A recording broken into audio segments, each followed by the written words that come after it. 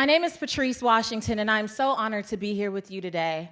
I have been known for almost a decade as America's money maven, and essentially, I've lived my life with the purpose of moving the masses from debt management to money mastery. And I always tell people that, you know, I love what I do, I've loved everything that I've been able to do, but I'm not here in this moment because of just textbook. I do have the degree from USC, if there's any Trojans in the house. One Trojan, praise the one, two, okay, I'll take it, three, all right, fight on. I do have a degree from USC, and I've done all the studying and all that stuff, but the truth is I'm only here because of my testimony. I'm only here because of my testimony. Because 10 years ago, almost a week to the day, 10 years ago around March 9th, I was actually in a 600 square foot apartment in an area called Metairie, Louisiana. Okay, Metairie, give it up. In a teeny tiny apartment, looking in the mirror and saying, God, why? Why? How did I get here? How did I get here? I've been a good person. I've operated in integrity. I treat people well. So many other raggedy people out there that could be going through this experience. Why me? Why me? Because a year before, I was the CEO of a 7-figure business. When I graduated from USC, my senior project actually became my full-blown business. And my husband of now almost 12 years, back then he was my boyfriend. Well, he liked me real hard. I wasn't real sure about him. But anyway, it worked out. So we decided that the senior project was going to be a real thing. And so I was 21 years old, senior year at USC. I got my real estate and mortgage broker license, started a brokerage, and by 25, it was a 7-figure business. And I thought, you guys, that I would ride out into the sunset. It's like, oh my God, why don't people just get rich young? I mean, this is so easy. It's the problem. Oh, you never thought that to yourself? Right? I thought that I would do that forever until the summer of 2007 when I found myself in the emergency room. I had taken a fall down the stairs while pregnant, and it sent me into full-blown labor. Any moms in the room? Anyone ever see a pregnant lady? Then you count too. We all know what we're talking about. I was 20 weeks pregnant when I took the fall. And I got to the emergency room and they said, ma'am, this baby is coming any minute now. I'm sorry. And after a day and a half or so being in that area, they admitted me up to the maternity ward, and that girl held on for another 5 weeks. And then there was a point where the doctor came in. I was stressing out because I was in real estate. And if you were in real estate at that time, you know what I'm talking about. The deals were not closing.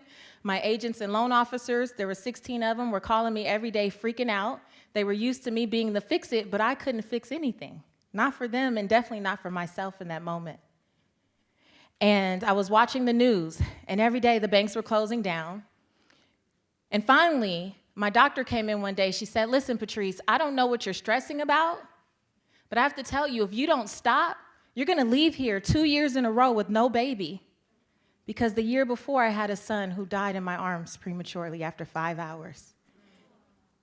And I had to give myself permission to surrender. I asked them to come in and take the TV off the wall. Don't think plasma screen, think the big box kind. It wasn't a cute thing. I need you to have the right visual here. So these 2 little guys came in with a stepladder, and they got the TV off the wall, and my husband brought me a journal and an iPod full of praise and worship music and my Bible. And I praised and faithed my way through another 5 weeks, and my daughter was born at 30 weeks and 2 days, 3 pounds, 2 ounces. And I left that hospital with a healthy baby and a healthy amount of Don't woo for her, because she's bossy.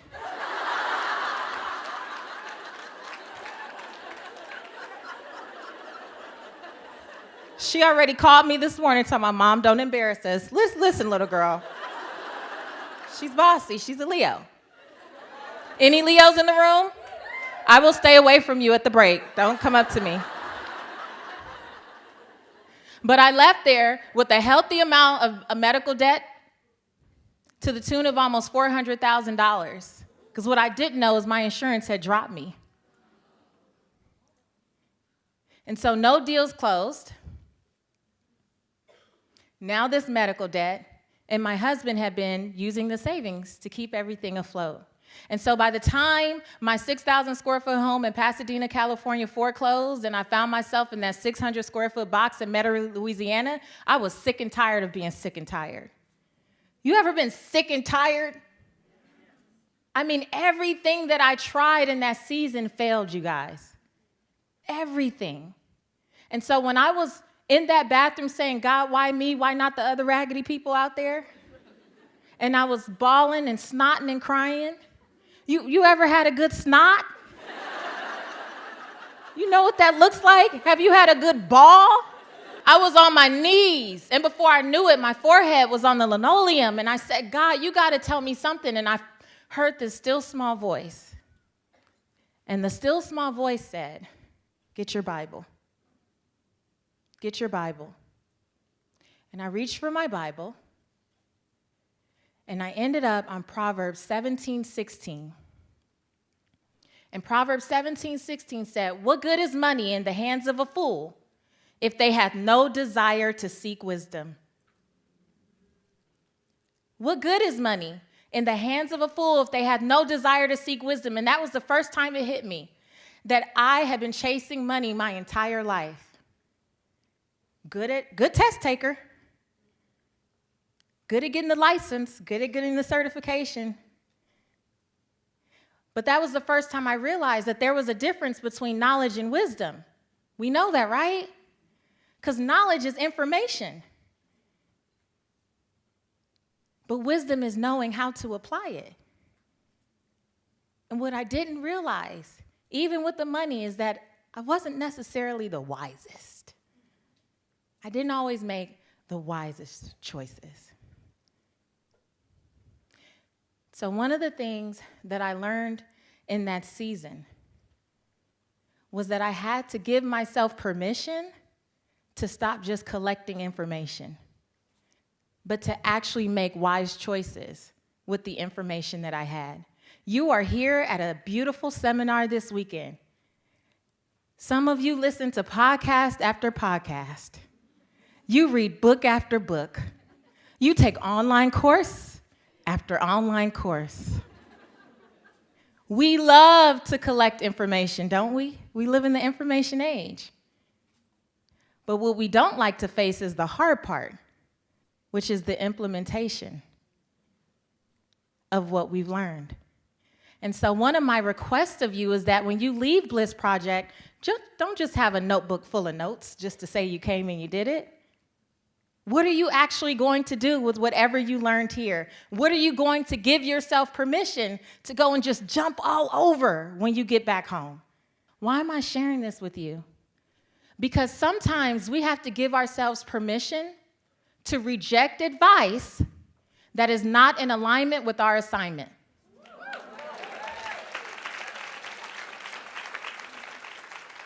Sometimes you're going to have to reject the advice of people who love you. Sometimes you're going to have to reject the advice of people who mean well.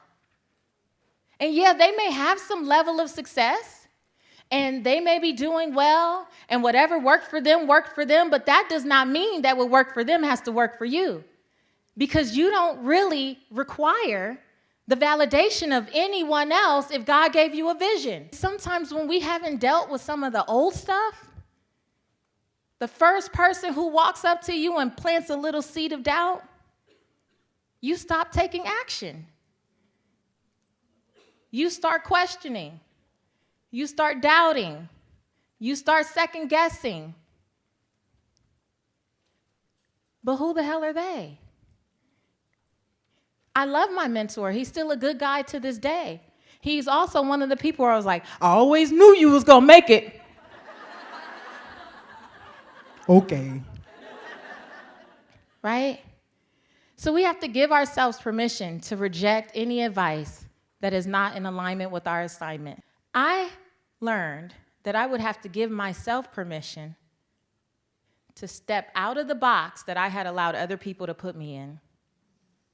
And sometimes it's not even the box that we allow other people to put us in, it's the box that we put ourselves in. So my encouragement to you today is to give yourself permission to enjoy the journey and be present every step of the way.